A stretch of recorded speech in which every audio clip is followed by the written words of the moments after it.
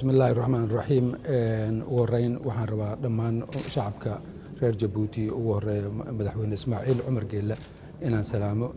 shalay galab ayaa waxaan soo gaarnay wafdi oo hogaaminayo madaxweynaha Jamhuuriyadda Federaalka ee Soomaaliya mudane Maxamed Cabdullaahi Farmaajo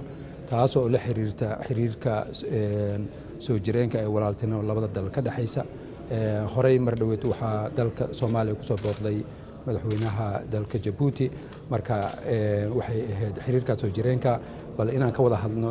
si loo sii wanaajin lahaa loo dardargelin lahaa maartay horumarka iyo wax wada qabsiga labada dal ay ku saabsanaa Soomaaliya iyo Jabuuti labada dal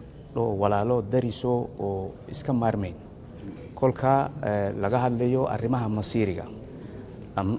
masiiriga waxa kamid ah sidaan sheegay tiirarkiisa waxa weeyaan amniga kolka walaalaheen aad baan horta ugu hambalyeynaa siday